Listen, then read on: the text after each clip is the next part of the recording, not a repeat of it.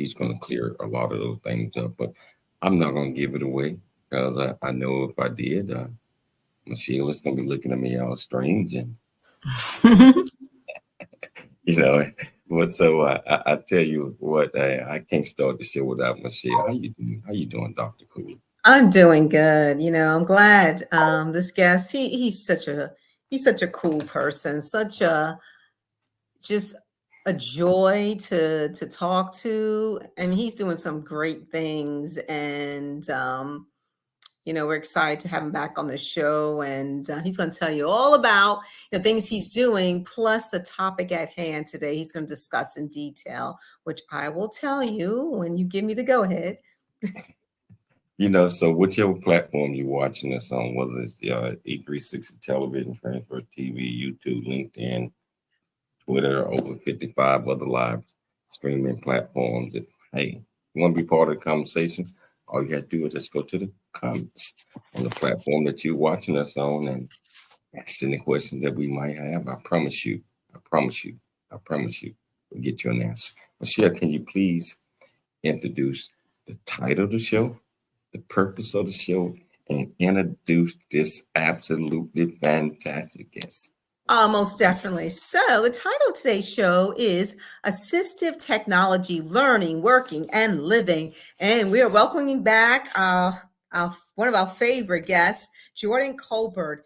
He is an assistive technology professional at Yale University's Associate Director of the Student Accessibility Services, author and published audiobook producer. He's going to talk about accessibility and assistive technology, basically what they are, and assistive technology and the learning environments, being an employee with assistive technology needs, and life supports through assistive technology. Jordan Colbert, again, he is an assistive technology professional at Yale University, and he hails from outside Atlantic City, New Jersey. He identifies as and is proud to be a biracial first-generation and low-income graduate. He received his BA in Classical Studies from the University of Pennsylvania and a Master's of Marriage and Family Therapy from the University of Southern California. He started his career in accessibility services at USC in 2015, providing academic accommodations to students with disabilities. Prior to working in the field of accessibility, Jordan served as a psychotherapist with high school students and provided cognitive behavioral therapy to substance abuse populations. He has also produced 3 audiobooks and has contributed to the #1 Amazon bestseller book, A Black Man's Point of View. Please welcome back to the show, Jordan Colbert. Welcome back, Joe. How you doing, man? How you doing? I'm good. I'm excited to be back on the show. It's been a little while, like you said. So I'm happy just to get an opportunity to talk with my good friend, JC. Oh, man, it's always a pleasure, having you on, just sitting down chatting with you. I still call you the young professor. You always bringing wisdom, understanding, and focus to everything that you do. So man, I see you changed the look a little bit, man. Last time while you was on, you had dreads. Yeah, I had to do, it was time to change things up. I needed a little bit of, I like to say it was the end of a era. So Joe, can you tell our viewers and listeners that might have missed the last time you was on a little bit more about you, where you grew up, how you got in a lot of things that you're doing now, Yale, et cetera, et cetera, et cetera. Sure thing. So like Michelle said, I grew up outside of Atlantic City, New Jersey. I have 6 older sisters, and I had a single mother growing up. And so my sisters are about, the closest one is 16 years older than me, and they really focused on education as something that was important for me.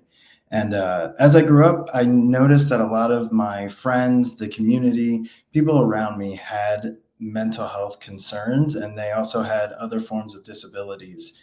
And so as I went to college, I started to just, dabble in ways that I could help people, working, with children at summer camps, doing different activities for, the university with community service. And it really gave me that enriching background to want to go and help people, which pushed me to go be a marriage and family therapist.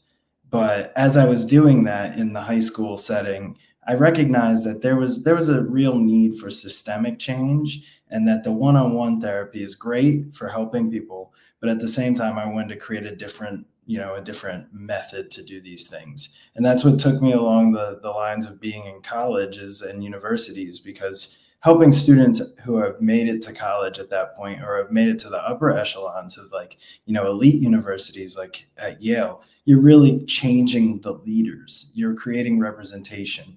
And when you help somebody, like, in those circumstances, they turn around and give back to the people that they really identify with. And that's where you make that big change, that systemic change. So that's a thing.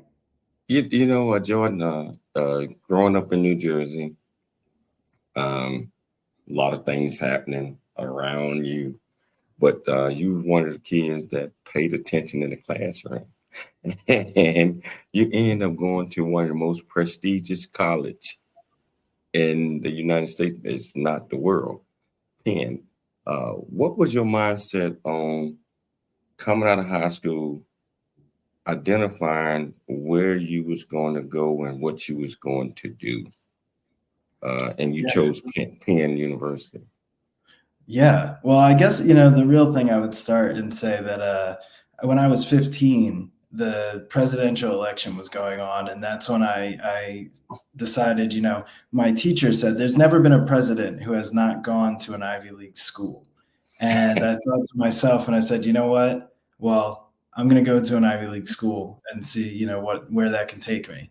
And from that point on, I really buckled down. I focused on my academics, just reading. I'm a voracious reader. I love reading. And so I read everything that I could get my hands on. And it really pushed me towards that aspect of going to a higher education setting like Penn. And it was close to home in Philadelphia. So I had to really jump at that opportunity, because it was something that was close to home, I was familiar with, and it gave me an opportunity to be myself, in the sense that I played, I was able to play a form of football there and keep doing what I really loved, while interacting with some of the leaders coming out of high school. Wow. So yeah, man, I've been knowing you for a long, long time. I have seen all most of the great things that you're doing, but you continue every year to add on and expand your horizon. What would you tell our young folks out there that's probably getting ready to come out of college or coming out of high school, um, what they might want to focus on in order to make sure that they could potentially be successful? Ooh, that is a huge thing that I think about all the time. And as the new professionals are coming out of college, or transitioning from high school to college, the idea of really taking advantage of the resources that are around you, whether that be through a network that you've created when you were at college or at your university, or utilizing the resources that are at your high school as you transition to college, and those supports, they can be invaluable. And the one thing I recognize is that nobody gets to become successful by themselves. Whether you say you're self-made, there's always someone that helps along the line. And building out networks and utilizing resources, you might find someone that you've never thought would be able to help you do something, and they can really help you out as you move forward, just give you guidance and mentorship. And then another thing I would say is that drown out the noise. The world is very difficult to stay focused, like, on your own goals and aspirations. And there's a lot of things that develop, on the internet, whether it be TikTok, Instagram, that make you think you might not be doing enough. But just remember, your life is your life. It's your life. Uh, and that's the thing that you have to focus on. The rest of it is just noise. Man, well put, my friend, well put. So Jordan, you are at Penn University, and you run these programs there.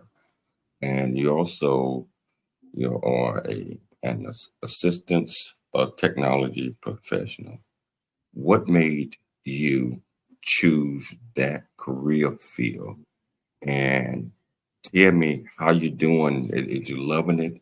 And you do bring smiles to other people's face. And I know that's what makes me happy when I bring smiles to others' faces because I feel like I am contributing to things that they need, but probably didn't know that they need them. And we're just making it easier for everybody to have an opportunity to learn and be successful. Can you talk about that a little bit? Yeah, definitely. So I actually fell into the world of assistive technology because while I was doing my original graduate position at USC, I was just navigating the system that they had. I knew a bit about technology just in general. I've grown up with Windows 98, Windows ME, when you really had to fix your own problems on the computer. So I was pretty good at adopting technology, and there was an opportunity for an assistive technology specialist there. And I didn't know much about it. I just knew about I knew what assistive technology was as an opportunity to help individuals with disabilities. And after I kind of got my feet wet in one of the systems, I recognized this is a powerful tool. And these type of tools can change the trajectory of somebody's education, somebody's life. And that's the thing that really has kept me in this field, is the way that a person lights up when you give them a tool that not only changes what they're doing and meets the needs that they have of today, but builds their skills throughout life. And that's very powerful to see, even as the person's like, I wish I had known about this sooner. And it's primarily because, there's not enough information out there. Like I said, I didn't know too much about it before I became an assistive technology professional. Wow. But you hit it on the nose when you're changing people's lives. And once they pick up a different tool or different learning tool, that does change a person focus and their philosophy on how to achieve whatever goals that they're working on. And you know what? It's just so few people, in my opinion, that cares about a lot of things like that. And you and I, we care. We care about everything, everybody. We want to help everybody uh, get ahead and achieve their goals. Yeah. And you're doing some wonderful things out there, man. You're doing some wonderful things at Yale. Yeah. Yale Thank you. University. That's definitely where I try to change the world. Those are thought leaders there. They're going to be the kids that go out and become presidents or develop the next cure for some significant disease. They're going to change the world in some way. And that gives me a lot of purpose, because you're right. Everybody matters, and there's not enough people who think of it that way. Everybody matters. Jordan, we're going to take a station break. Whichever platform you're watching this on, if you want to be part of the conversation, all you have to do, just go to the platform, ask any questions that you might have. I promise you, we'll get you an answer. Remember, it's your life. And we'll see you shortly after the break. Really get a chance to know who you are. And once you know who you are, you truly know who you are, love who you are. Love who you are. You're a masterpiece. Love who you are. Love who you were born to be. Love me some me. That's what I'm talking about. When you leave high school, you gotta know today or tomorrow, or hopefully today, what your plans are. Hopefully, there is no bad decision unless there is no plan. Create, collaborate, commit with confidence. Commit with what? Commit with what? in everything that you do.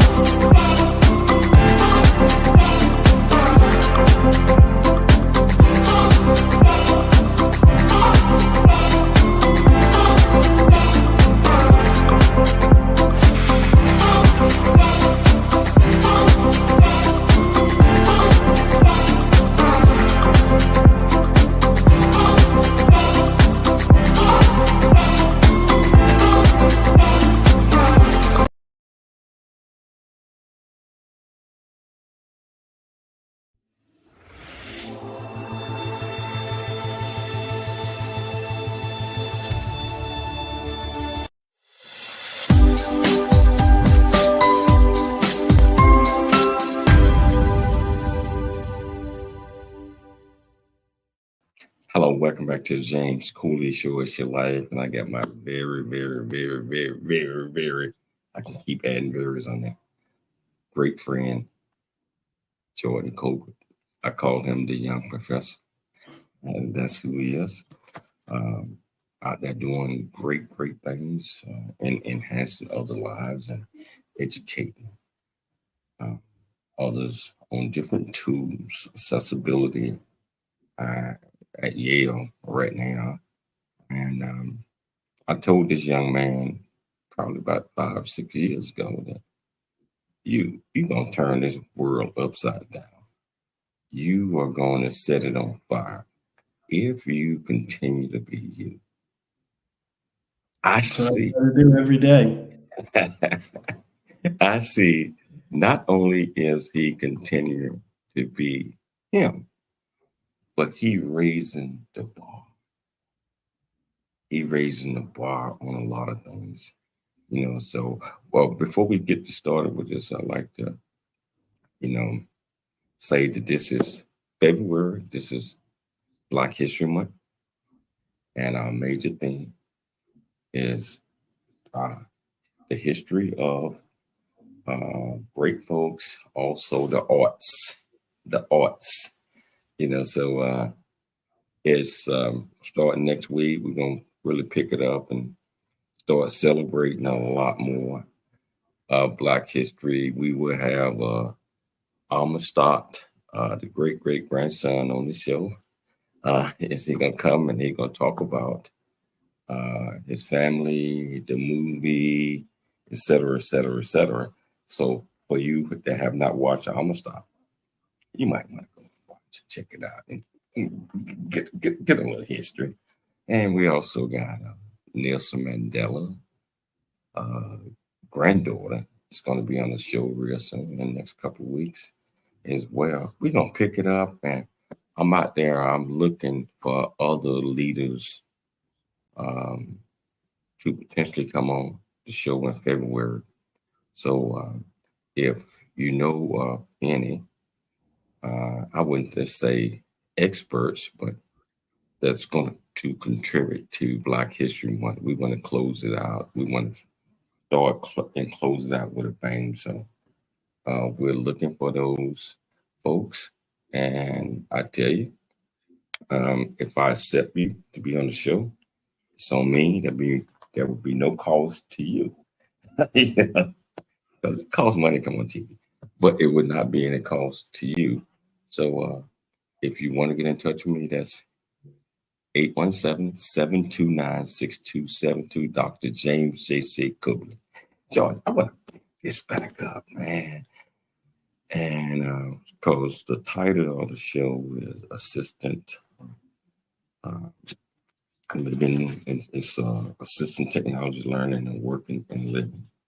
Now, first of all, Jordan, can you explain to our viewers what is meant by the term accessibility? Yeah, it's a very amorphous term, and so accessibility comes the main focus of accessibility is identifying the way that access is created for individuals, primarily individuals with disabilities, but you can also expand that to think about access of, different things for people across the board, whether it's somebody who may have a different language barrier or somebody who may have limited time. Accessibility is really looking at the whole way that somebody can access certain materials at ease as everybody across the board universally. So you mentioned disability, accessibility, person with disabilities. What is considered? Can you explain what is considered a disability? Yeah, the federal definition says that a disability is any condition or diagnosis that may functionally limit a person's major life areas. So that can include thinking, speaking, communicating, moving, walking, all kinds of things in that way. And so, as long as it's something, and it can be temporary, it can be permanent. So, if you break your leg, you have a disability in that moment because you have a mobility related disability.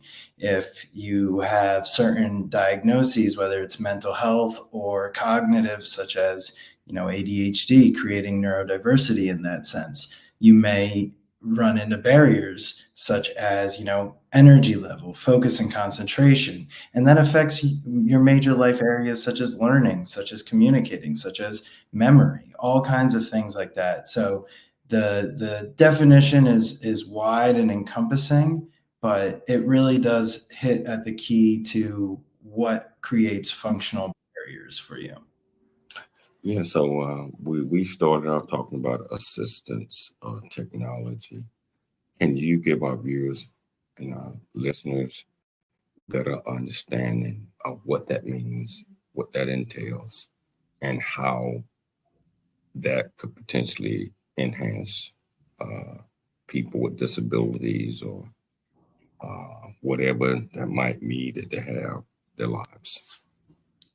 So, assistive technology is any tool that is used to help a person with a disability achieve independence in doing one of their major life activities. And it ranges from a lot of different things. So, you think when you hear technology, you think of things like computers, phones, maybe even AI at this point. But it doesn't have to be so high tech. So the way that it's broken down is really low tech, which are things like pencil grips, or the way that a curb is cut. That's an assistive technology when they're cut that way with the bumps on them, because that helps to navigate independently without needing support. And so those are things that are low tech. Then there's medium tech, which can be things such as a device that is given that may have pictures on it. It can be different things that will color code your information when you're looking at like reading, or it'll block it out. And then there's high tech, which can be any device such as a computer, a smartphone, a computer program that's software, these type of things. And the main goal is really to enhance the independence and create access for people with disabilities. So we have major problems, K through 12, right? Mhm. With getting, first of all, a lot of schools do not have the money Yes. to bring in and support that particular K through 12. Depending on which area you live in, Uh, you either got or you don't. But most of the areas do not have the money to do a lot of these things. How can assistant technology support students in K through 12 with their learning and increase their ability? So it can help in a myriad of different ways. So the first thing to know is that there are, because of the laws that exist, there have been specific federal guidelines that direct states to provide funding if somebody has identified that they need assistive technology for a specific purpose and that it's been prescribed by a occupational therapist or an assistive technology professional or somebody who has prescription knowledge in that type of need. And so for students in K through 12, if a student is identified to have a disability of some sort, they will get a 504 plan or an IEP, and in some cases, both of them. The IEP stands for an individualized educational program. And so what that does is that allows students to have accommodations that will modify and support the curriculum that they're learning and give them the tools to continue to learn. So in some cases, the technology can be there to help with reading in the sense that it may have your books read to you, it may have information like your tests read to you, those type of things. There's also tools for helping with taking notes, whether it's a tool that uses AI to take notes. It could be an app that records the audio of your lecture or your class and pairs it with some of the notes that you take. But there's also other supports that can exist, such as things like, getting a person who may have significant mobility, related disabilities, a power chair. You may need the power motorized wheelchair to navigate the just moving around the campus of school. There's also ways that you can pair certain technologies to work with your computer. So maybe you can move the mouse with your eyes, or you can navigate it using a button, just one button, to make things work in that way. So there's a lot of different ways that students can be supported through this type of technology just to help with their learning and meet their needs across the board. Wow.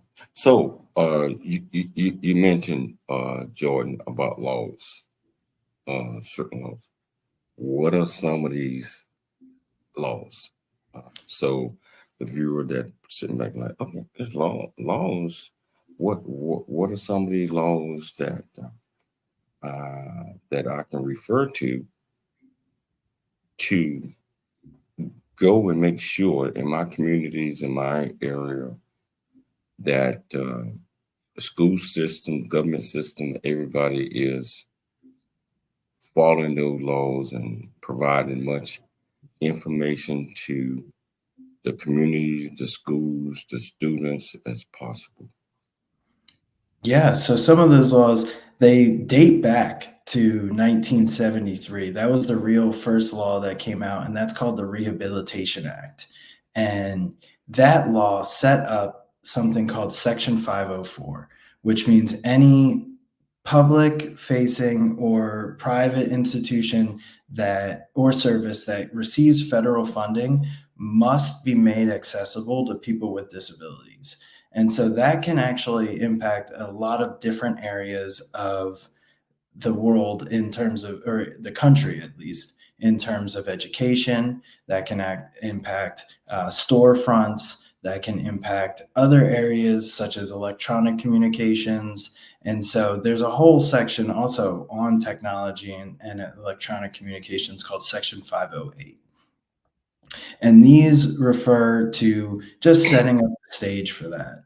But then some of the other laws that came was the Assistive Technology Act of 1988, which is called the Tech Act. And that's where it really set up the funding guidelines for people to get assistive technology in their school systems. Another one was the Americans with Disabilities Act, or known as the ADA, that was passed in 1990 by the first Bush as president. And so that one really sets the stage also for saying that it's not appropriate to discriminate against somebody who may have a disability, and that will impact the way that they have access if they're discriminated against. So that put a enforcement aspect to these laws. And as time went on, those laws were both amended. So the Assistive Technology Act was amended in 2004 to include assistive technology services. And then the Americans with Disabilities Act was amended in 2008 to increase the amount of people who could receive these services. And so the services apply in many different areas, but it's important to know that it's basically any entity that receives federal funding to run their operations. And that can include jobs, that can include colleges and universities. It can include all kinds of different institutions. Wow. So Jordan, what would you say that's some of the assistant technology tools that has helped, and I'm talking about some of our students that really, really needed that currently their schools or their district, their city was not doing, but now it's implemented, and there have been a whole lot of positive results that came from these two, based on the acts, based on the legislation that you had just talked about, that's mandated that this is how it got to be. Yeah, so some of the technology that has been really helpful has helped in the areas of reading and also the areas of communicating, especially in the elementary school world, because those are fundamental skills that people have to develop to help move them along, in society, to help produce effective people in society, because reading is key and communicating is key. So some of those technologies for reading exist in technologies called text to speech, which allows students to have text read out to them. So if you're using, a smartphone these days, you may actually use that type of service just by yourself, by making your computer speak the messages to you, or using your phone speak the messages to you. And that's very similar. But when it's used in a school setting, it usually has an aspect where it will highlight as it reads, and you could change the speed, you can change the voices to have, to match what works for you. And this way you're getting multiple aspects of you're hearing what the sound is. So you're developing your own ability to read. You're trying to read along, and you're also staying engaged because of the flashing aspects of it. So that has been one tool that is incredibly helpful. It's changed the way that people read. Also, it changed the way that people read. Hold that thought. Mm-hmm. I think we 3 minutes over on the break. We have to get paid. So we're gonna take a station break.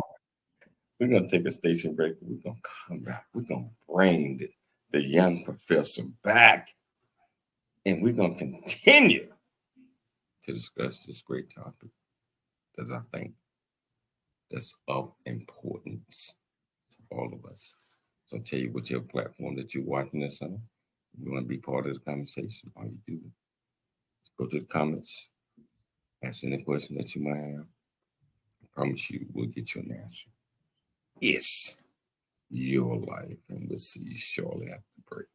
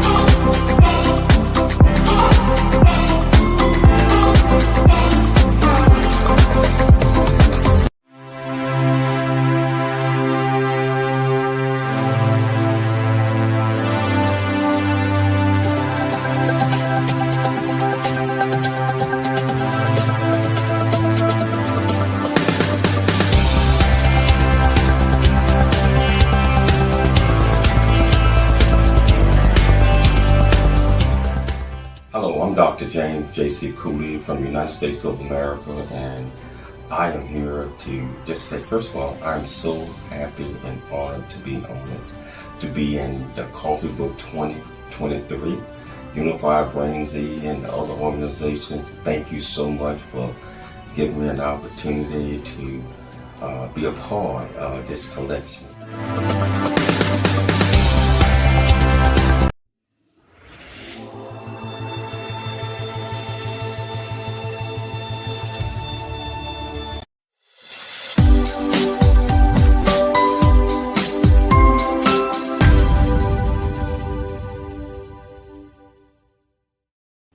Hello, welcome back to the James Cooley Show. It's your life. And my great, very great friend of mine, Jordan Colbert, the director of several programs at Yale University. And you know what? I'm going to tell you, when you put your focus in on certain things and when it embedded in your heart, embedded in your mind, just like what Jordan mentioned earlier when he was 15 years old and he was watching the presidential election cycle. And he asked his teacher, how can I potentially be one of them? And she said, most of these presidents, most of them, come from Ivy League schools. To be that young and to understand that if I ever have a shot, potentially even if I thought about it over the next 30, 40 years, I got to go one of my Ivy League school. Not only did he go to the Ivy League school, he did extremely well. Then he left there, went to USC, did extremely well, started major programs at USC. His potential was sought out because very good at what he do. Yale University said, hey, reached out and grabbed him. Said, we want you on our team. My point is this. Wherever he goes, he makes the organization better. Not only that, but the communities are not just Philadelphia, Pennsylvania, all that. It's kind of like contagious. He makes everybody better because he come in with these ideals, helping others to achieve and identifying programs and ideals that's going to bring us together, not apart. And also people with disabilities, however you might want to phrase that. He tries with his team to make sure that we can tackle as many of these things as possible. That's why I love this young man. I think he barely 31. He's 31, getting ready to turn 32 or something like that. But he's a young man, and he's doing so many great things. And I could see this young man being president of the United States one day if that's what he wanted to do. Jordan, I didn't mean to put you on the spot. I like it. I appreciate it. I just see that type of potential in you. You got to start campaigning early, right? Oh, yeah. It's a joy for the parents and school systems and people that are listening and watching the show today or tomorrow. They can, once this is done, they can see the show anytime they want to. Where can they go to get resources for their children if they are eligible for assistive technology? So there's a lot of different places they can go. The first place to start is if they're in a public school system. they can ask to have an evaluation occur.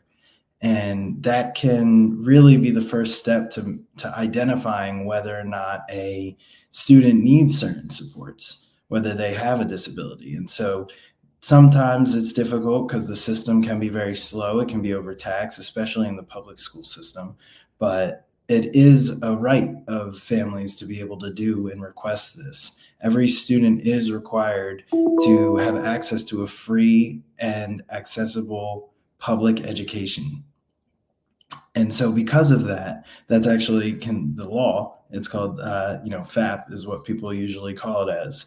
And so that's something to be aware of. And once that assessment is done, they can either go to their doctor, who may prescribe certain assistive technologies, whether that may be a prosthesis, depending on the disability. It may be a referral to an occupational therapist who can look at areas for support. It may be a speech and learning pathologist, somebody who has knowledge of these disabilities. And once they have that, they can then use that to go request funding from the states, from different areas, from the Department of Rehabilitation for their state. It can also be identified, there's a lot of centers, there's a lot of resources out there on the internet these days that can help. And usually the best thing is talking with a professional. I know that nowadays it's very easy to get information on TikTok or Instagram, but that information isn't always correct. So it's always good to go directly to a professional. And there are centers such as the Center for Accessible Teaching and those areas in the world. There's also A-Team Professional Consulting, which I have founded, that provides different ways to have an IEP consultation, to know what might be something that works for you, or what are some services that you're not receiving that you may need. Jordan, well, you just mentioned your organization. Can you tell our viewers and listeners, what do your organization provide to them and making sure that they get this information, find this information? And is it just in the Philadelphia area, Yale area, or is it worldwide that they can reach out to you and your organization to get the answers to some hard sought out questions that they might have? Sure. So it's to answer the second one, it's really anywhere in the United States. I do know some international laws, and our team does know international disability laws, but we are a organization that will consult to identify your IEP or your 504 plan. And we will provide guidance in that aspect of the educational consulting. So A-Team stands for Assistive Technology and Educational Access Management. And so we have consultations where we can assess what you're currently receiving, or just your disability documentation that you have, and see where there may be gaps. We can also identify ways that can help support you as you transition from like elementary school over to colleges or universities, or other areas, how to prepare your information and what to look for, what accommodations you might be available to you at that specific institution. And it may be something that you ask to look at across the board. What might be the best school for me to attend based off of this? And there's differences across the states, because states also have their own aspect of supports in there, and they can change different depending on where you are. But our team is all across the country virtually. And so you can schedule an appointment with us just, by going either to our Twitter, and contacting me directly. You can send an email, or you can also check out our website, which is ateamproco.com. So, Jordan, you mentioned a couple of things. You mentioned employees, employers. That the employers many times don't want to spend the money. They want to take shortcuts. And then they're getting caught up in violations of not meeting. I know a lot of caught up in violations of not meeting the ADA and all these other standard laws, no rails, bathroom, this, that, and I mean, all this. And I'm sure that same problem goes in the school systems and all the organizations that cater to people on disabilities, et cetera, regardless of what that might mean. What would you tell potential employers or relate to employees that don't know the rules on what they need to be looking for, and if they need, I call it understanding. Yes, that's a great way to put it in terms of understanding, because for the most part, it does come down, and I see this mainly in most of the work, is that people don't understand it. Once they understand the need, then they recognize it. But there is this, stigma around people with disabilities where, you may not be able to do the same job as effectively as somebody else. And a person with disabilities, regardless if they have the job, if they go to a school, it's because they're equally qualified with these supports, because that's the important area, is that they're equally qualified. And when you bring in somebody who has a disability into your organization, you do have that obligation to provide whatever type of accommodations, whether it's employee accommodations, and in the employee world, it's governed not just by Section 504, but by different titles, where employees have to provide these services, regardless of, the cost, unless it does provide a unreasonable burden. So that may be, if it costs more than your organization is worth or is generating, that may be an unreasonable burden. But for the most part, when you bring in somebody who needs an accommodation, who needs assistive technology, they provide a very interesting perspective for your job, for your company, because it's a diverse perspective that others may not think about, others may not run into it. And if you preclude people from their accommodations, then yes, it may make their job a lot harder. They may be less productive because of that. And that's really the discrimination aspect of it. Because if you can do the job at a high level and with the supports, then it's a discrimination to say, we're not going to give you the supports and you're not good enough as a worker. Hold it though, because we're going to take it's going to be a quick station break. But when we get back, I want you to tell people how they can reach out to you. You're fully endorsed by me because I know who you are. And I know your character, and that's the most important thing is character. Character counts. Character counts. And my friend, I tell you, you're absolutely wonderful. We're gonna take a station break. We're gonna come back. Probably only have about 5-6 minutes left in the show, but we're gonna squeeze every ounce of this knowledge, intelligence, and everything that we need to do. This thing called understanding, or trying to get you to understand from this great guest. So I tell you what, it's your life. And we'll be back shortly after the break.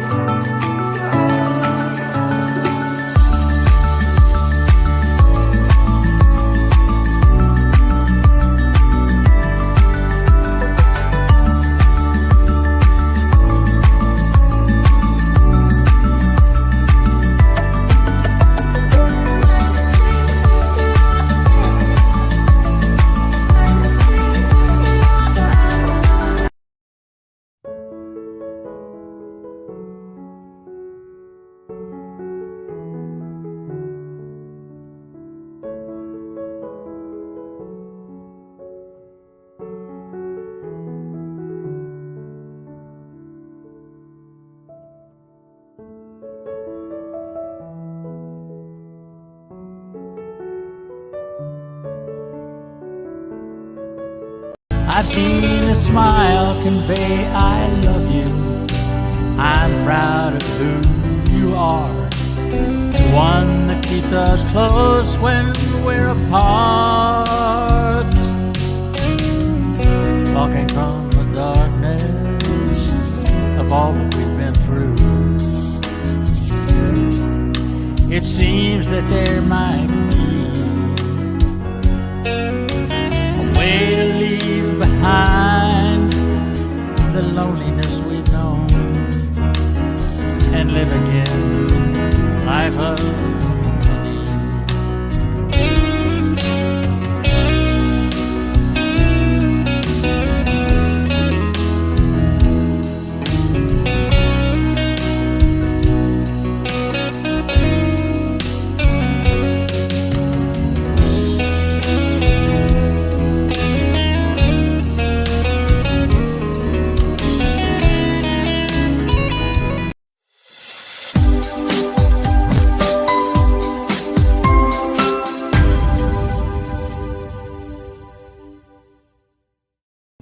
Hello, welcome back to the James Cooley Show. It's your life. And, you know, it's never enough time when you have a guest like this on that always bring it. Well, I mean, I bring it. Education, vision, understanding, focus, knowledge, understanding provides you a key to life. And life is what we live all of our life, whether it be 20, 30, 40. Knowledge comes from what we know and we're able to learn. Understanding is when it clicks in up here and we can digest that. So knowledge, understanding provides a key. And the key that I always talk about is that key is your key to this thing called wisdom. Wisdom. We all in search for wisdom. Sometimes it takes us a long time to get there. This young man right here, you know, I'm not saying give him the keys and the gates, but he is approaching wisdom, knowledge, elders. He only 30-something. But that's why I love having him on the show. And Jordan, I know we only got like 4 minutes left in the show. But man, you have a standard invitation. Come on anytime you want to. Dr. Mantia came out of Penn, Dr. Spiro, all these guys came out of Penn just like you, right? Dr. Mantia has a weekly show with me called 306 Degrees of Health. That's just turning the world on fire. If your schedule allow you to do that, I would love to have at least a monthly or a bi-monthly show with you. We'll come up with it. My charge, not yours. Think about it. But anyway, I got one question. This is probably gonna be the last question today. Is mental health is a major problem in the United States, not just that, but around the world. And a lot of people understand mental health when people that really don't care, like, that person crazy. It ain't like that. I know I have mental issues sometimes. I'm sure you do as well. We all do. What would you tell our viewers and listeners about some of the tools that could assist with people that might be going through some mental health delusions or mental health problems? We got 2 minutes. How would you address? Yeah, really packing a punch into 2 minutes on a question, right? But I would say there are some tools, and they're very simple to use directly from your phone. Whether you have an Android, an iPhone, generally just needs a smartphone that can support with apps.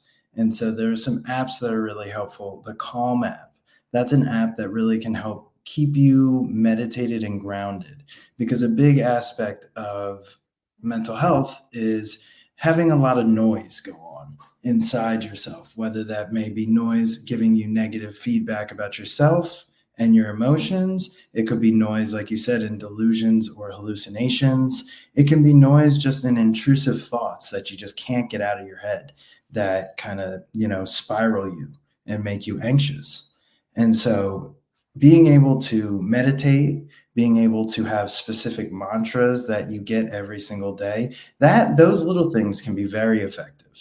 Very effective. There's other apps called Headspace, which does a similar thing, but one that is really helpful for keeping you on track and routine and things like that is called a Finch. And Finch it allows you to kind of, very similar to like Tamagotchis from back in the day. It allows you to have a virtual kind of like pet that reminds you, hey, drink water today. I just drank a couple of gallons of water. Here's water for you. There's another one that may be something that it'll also remind you, hey, take a couple of seconds to breathe. And so it's a very interesting app, and it's interactive, and it just kind of serves as like a reminder in your pocket to take. Wow. Wow. You know what? I tell you, I would love to follow up with you in a couple of weeks or 3 weeks, whenever your schedule permits, so we can continue to talk about this. But Oh, yeah. Jordan, always my friend, love having you on the show. You done helped produce two of my best-selling books. Yes, you the orchestra behind those two. I just want to thank all that you're doing there. Anybody that's looking for someone to uh, help them produce an audiobook, this is the guy. He's the best in the business. So, Jordan, I want to thank you for Thank you. taking the time to come on the show.